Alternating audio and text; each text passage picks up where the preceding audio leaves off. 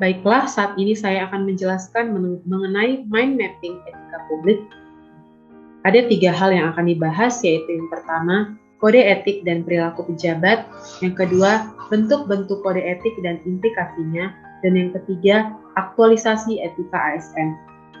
Pada pembahasan kode etik dan perilaku pejabat, ada beberapa hal yang akan dijelaskan, yaitu dimensi etika publik, kode etik ASN, nilai dasar ASN, perilaku pejabat publik, dan tuntutan etika publik dan kompetensi.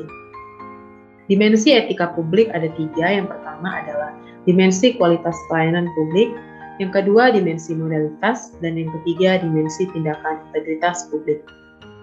Selanjutnya yaitu kode etik ASN. Ada beberapa kode etik ASN. Yang pertama, jujur, bertanggung jawab, berintegritas tinggi. Yang kedua, cermat dan disiplin.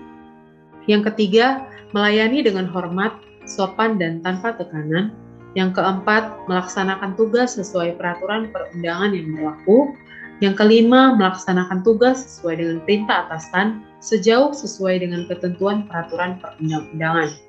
Yang keenam, menjaga kerahasiaan kebijakan negara.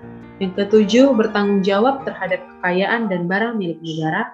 Yang kedelapan, menjaga agar tidak terjadi konflik kepentingan. Yang kesembilan, memberikan informasi secara benar dan tidak menyesatkan. Yang ke-10, tidak menyalahgunakan informasi intern negara. Ke-11, memegang teguh nilai dasar ASN dan integritas ASN. Ke-12, melaksanakan disiplin pegawai ASN. Selanjutnya yaitu nilai dasar ASN. Ada beberapa nilai dasar ASN. Yang pertama yaitu memegang teguh nilai-nilai ideologi Pancasila. Yang kedua, setia dan mempertahankan Undang-Undang Dasar 1945.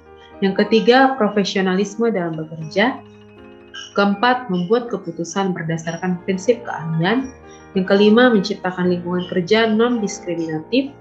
Yang keenam, menjunjung tinggi standar etika luhur. Yang ketujuh, bertanggung jawab kepada publik. Yang kedelapan, mampu melaksanakan kebijakan dan program pemerintah.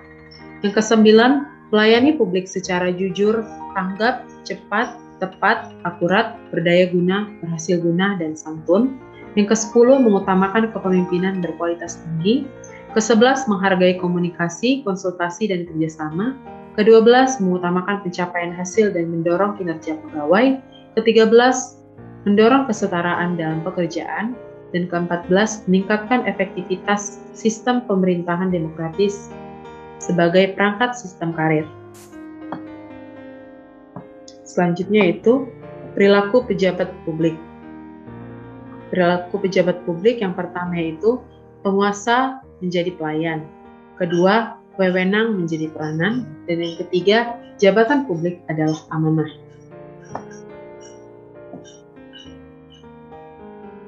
Selanjutnya yaitu tuntutan etika publik dan kompetensi. Kemudian, bentuk-bentuk kode etik dan implikasinya. Yang pertama, pentingnya etika dalam urusan publik. Yang kedua, sumber-sumber kode etik bagi ASN. Yang ketiga, implikasi kode etik dalam pelayanan publik. Yang keempat, konflik kepentingan. Dan yang kelima, legitimasi kebijakan. Selanjutnya yaitu aktualisasi etika ASN. Aktualisasi etika ASN ada 11. Yang pertama, pemberian hadiah atau cenderamata. Kedua, perbuatan tercela.